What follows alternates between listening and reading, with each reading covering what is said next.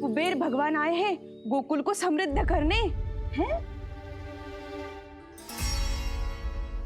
सब विस्तार से बताती हूँ, आप बैठो तो सही। कुबेर महाराज, चलो जोड़ी बनाते हैं।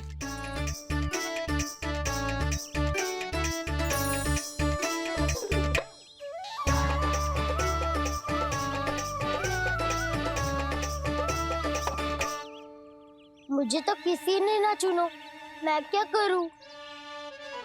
अरे सुबल, तुझे तो सबसे महत्वपूर्ण भूमिका निभानी है। जो भी उस चट्टान को छूकर तेरे पास सबसे पहले पहुंचेगा, वो जीत जाएगा।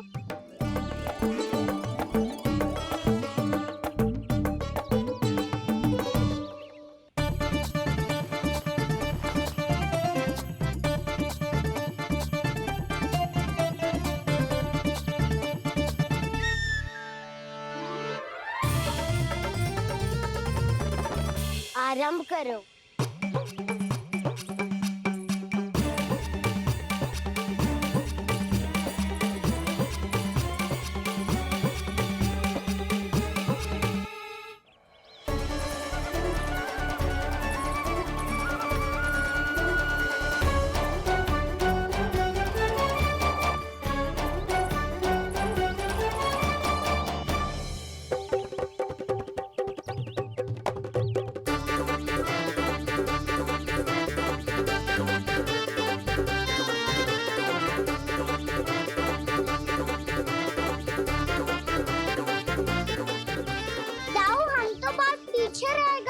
चिंता मत करो कान्हा, दौड़ के आरंभ में ही सारी शक्ति लगाने से हारने की आशंका बढ़ जाती है।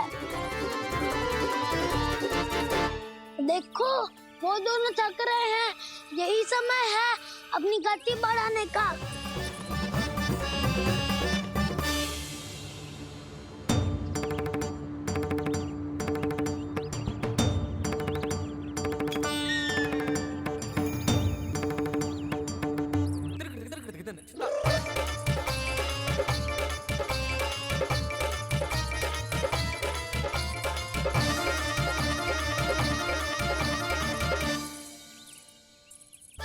लो, हमारी जोड़ी सबसे पहले पहुंच गई।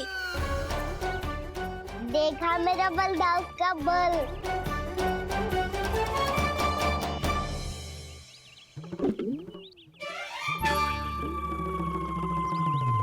ताऊ, वो देखो।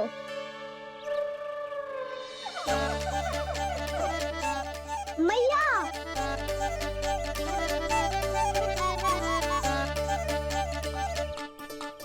अपने परिवार या अपने सखाओं के साथ या किसी ऐसे व्यक्ति के साथ जिसे उसकी आवश्यकता हो, बांट लेना चाहिए ताकि सबके पास पर्याप्त हो और किसी को भी कछु कमी ना हो। किसी को वस्त्र के बिना रहना ना पड़े, भोजन के बिना सोना ना पड़े।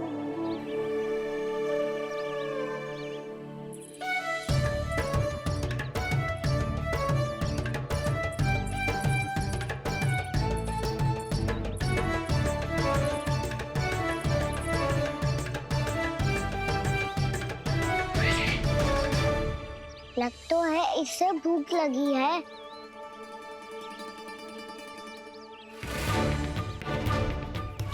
मेरी और क्या देख रहे हो? तुम्हारी पोटली में कुछ तो होगा, दे दो उसे। मेरे नैना मैया ने क्या की थी? जब हम किसी और को देते हैं ना, उससे अनेक गुना नारायण हमें वापिस कर देते हैं।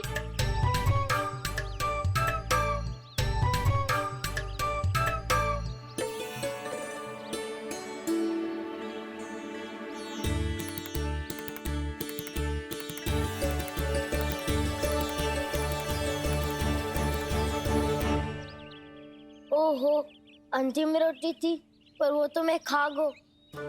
अब तो बस मेरे हाथ में माखन लगा रह गो है।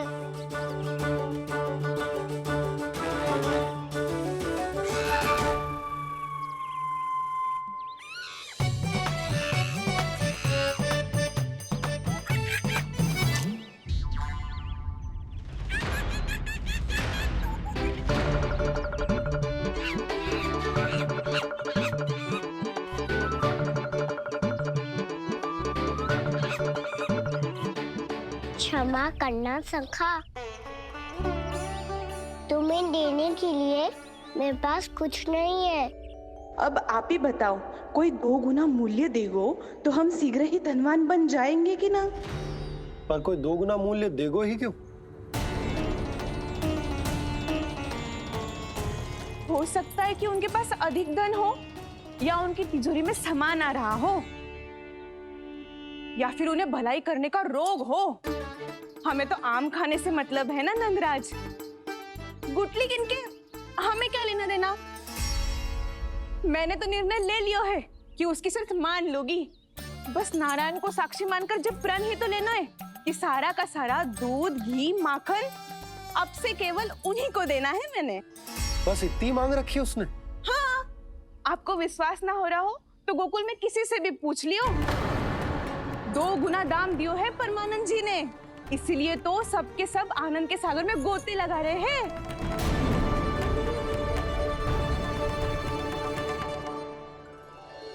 हे नारायण, सुनी है गांव वालों को 2 गुना लाभ हुआ है आज। पर मैं तो माखन बेच ही ना पाई, क्योंकि हाट जाने के लिए कोई साधन ही ना मिलो मुझे। ये नया माखन अभी अभी बनायो है मैंने। प्रतिदिन जो माखन निकालती हूँ सबसे पहले आपको चढ़ाती हूँ, ये सोचकर कि कभी तो आपकी कृपा होगी। पर जाने आपका आशीर्वाद कब मिलेगा मुझे, पर जाने कब आपका आशीर्वाद मिलेगा मुझे। यदि इस बार भी मेरा माखन बेकार हो गयो ना, तो सच्ची कह रही हूँ, कल से भोग में आपको कुछ भी ना चढ़ाऊंगी मैं। कल से भोग में आपको कुछ भी ना चढ़ाऊंगी मैं। कान्हा, मुस्कुरा क्यों रहे हो? वानर महाराज की भूख कैसे मिटानी है पता है मुझे। कैसे? माखन से। पर माखन कहाँ मिलेगा? सावित्री मौसी के घर से। तो क्या तुम फिर से माखन चुराने की सोच रहे हो? डाउन मेरी बात प्रश्न ही नहीं उठता, इसकी अनुमति नहीं दूंगा मैं। गोकुल वासियों को ऐसा वचन देने की अनुमति ना दे सकता मैं। बिना सोचे समझे कैसे वो किसी अपरिचित व्यापारी के शब्दों पर विश्वास कर सकते हैं?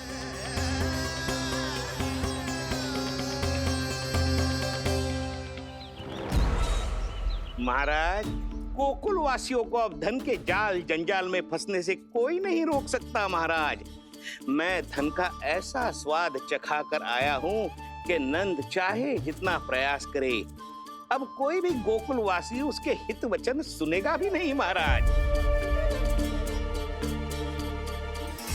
ये बहुत गंभीर बात है, हमें सभा बुलानी होगी यशोदा। जशोदा जी, आप भी कुछ कहो ना नंदराज से। जे अधिक ही सोच रहे, इतनी चिंता करने की कोई आवश्यकता ना है। आवश्यकता तो है।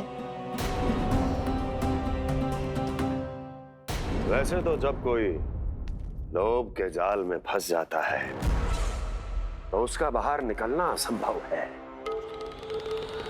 किंतु फिर भी अपनी दृष्टि चौकन्नी रखना और कान गोकुल में होने वाली हर हलचल पर, क्योंकि मैं नहीं चाहता कि उस छलिया विष्णु अवतार का कोई भी छल मेरे मार्ग का रोड़ा बन पाए। अवश्य महाराज।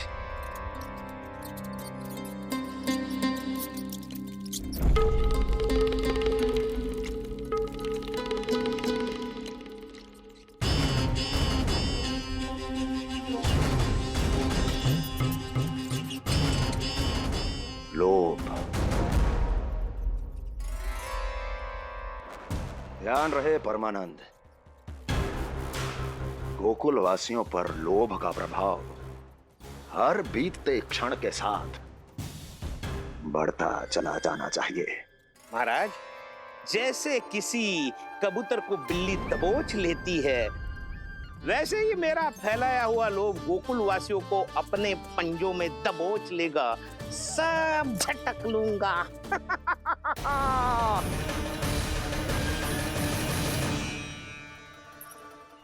इससे पहले कि माखन पीला पड़ जाए, उसे आंच में तपाकर घी निकाल लेना चाहिए, ना तो पूरा का पूरा माखन बिगड़ जाता है।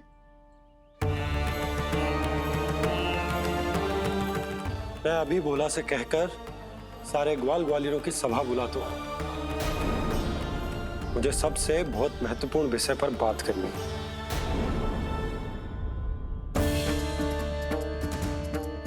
मति भ्रष्ट हो गई थी मेरी, जो यहाँ चली आई। अब कहीं ऐसा ना हो कि मेरा धनवान बनने का स्वप्न धरा का धरा रह जाए। सुलक्षणा, चिंता मत ही करो। अरे हम सबसे पहले तो वे अन्न के बारे में सोचते हैं। वे गोकुल वासियों को लोभ के फेर में कछु अनुचित ना करने देंगे। कहा ना मैंने, तुम्हें कुछ भी अनुचित करने नहीं दूंगा। दाऊ हूँ तुम्हारा। हाँ तो अनुचित बात करने देना दाऊ। पर मैं तो भलाई करना चाहता हूँ।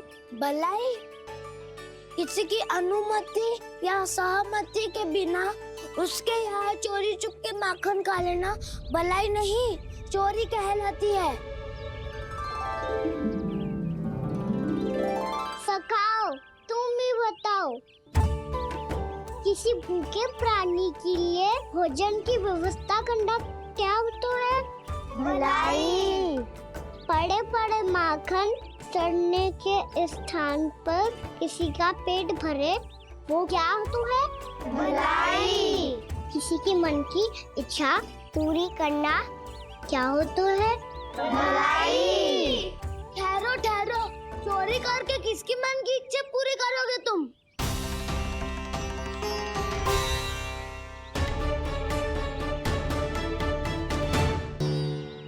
और किसकी दाऊ? स्वयं सावित्री मौसी की। वही तो चाहती है कि मैं उनके घर आऊं और ढेर सारा माखन खाऊं।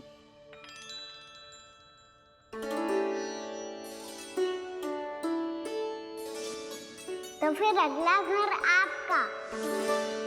क्षण भर तो ऐसा लगो जैसे कान्हा ने मेरे मन की इच्छा सुन ली हो। वैसे कितना अच्छा हो तो यदि सुन ही ले तो।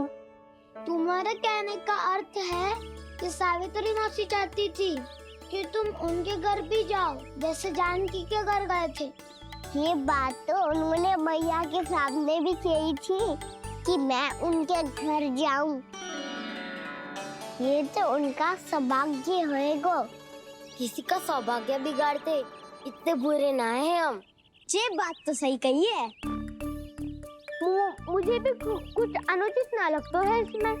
तुम तो सत्यवादी हो मधुमंगल, तुम्हें क्या लगता है? अब बोल भी दो, वानर महाराज भूखे हैं।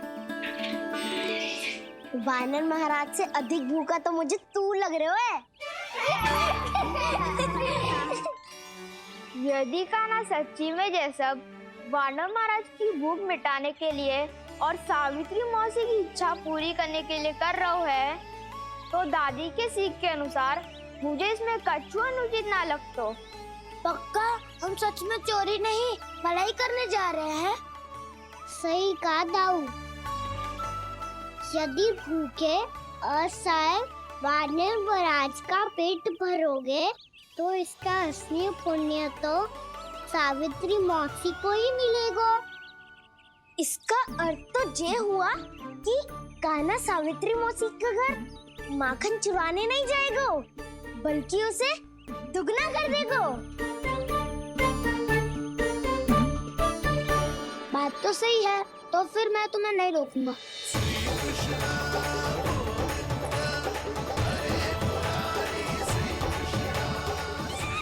पर इस बार हम तुम्हें अकेले न जाने देंगे सखा।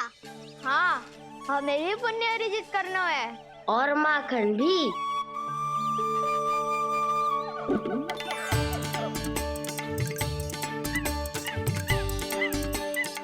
लगता है देव वानर महाराज भी हमारी टोली में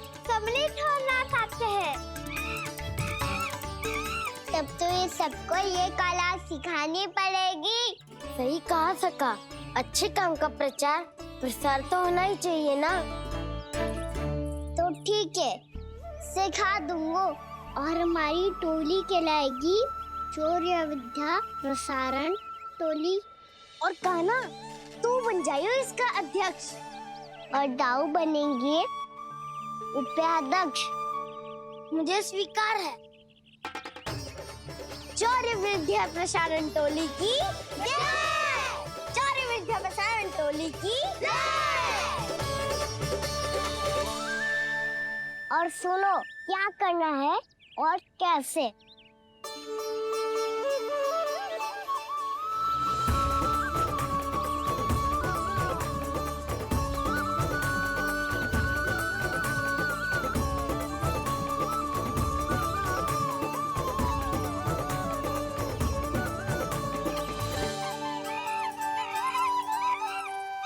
आया कन्हैया रे, आया रे माखन का चोर।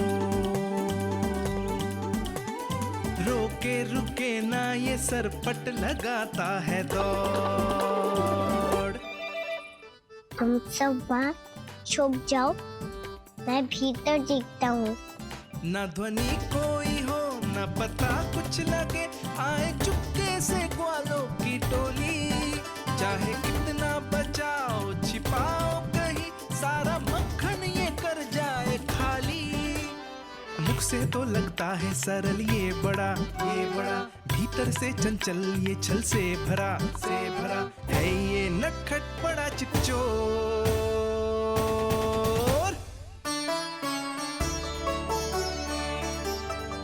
इतने ऊपर टांग रही हो मौसी।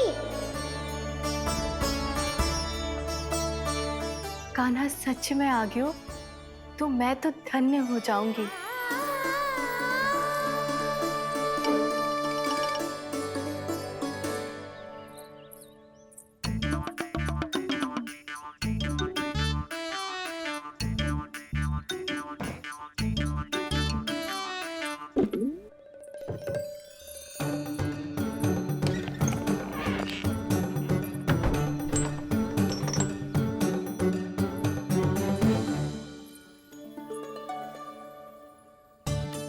मन तो करता है सारा दूध दही माखन उसे बुलाकर अपने हाथों से खिला दूं। मुझे बुलाना भी चाहती हो और अनजाने में मेरे लिए कठिनाई भी बढ़ा रही हो। पर मेरे यहाँ क्यों आएगा कान्हा? इससे अच्छा तो यही होगा कि कल माखन बेचने के लिए कहीं से सकट का प्रबंध कर लूं।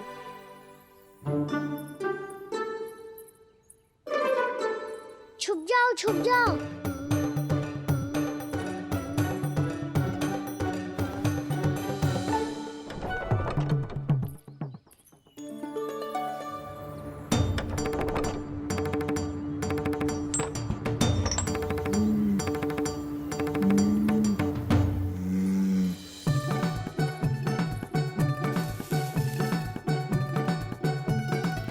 वैसे भी वो ठहरा राजकुमार, एक साधारण गोपी के यहाँ का माखन काहे खाएगो। तू भी बावली हो गई है सावित्री। कान्हा आना भी चाहे तो इतनी दूर आएगा कैसे?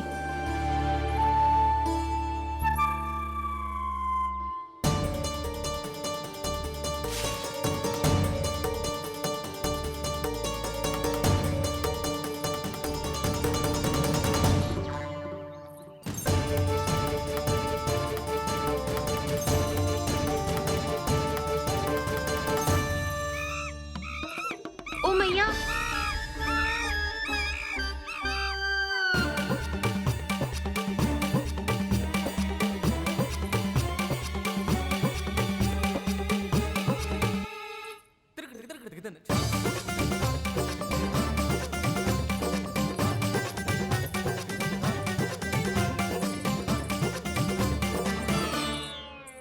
सब खड़े हो जाओ।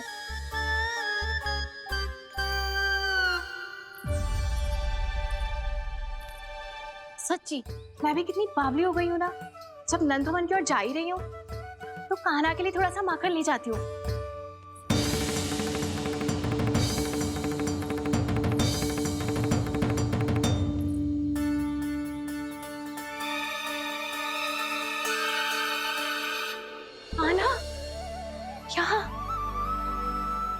ये मेरा स्वप्न है या फिर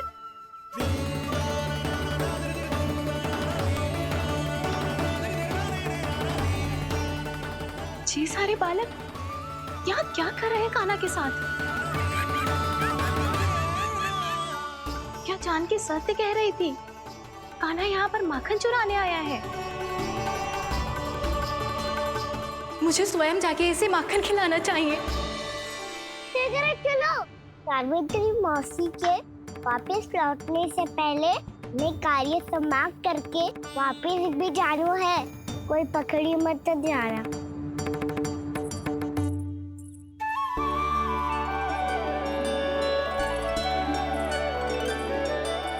ये मुझे देख के भागो तो ना, ये जो कर रहा है, जैसे कर रहा है, मुझे करने देना चाहिए।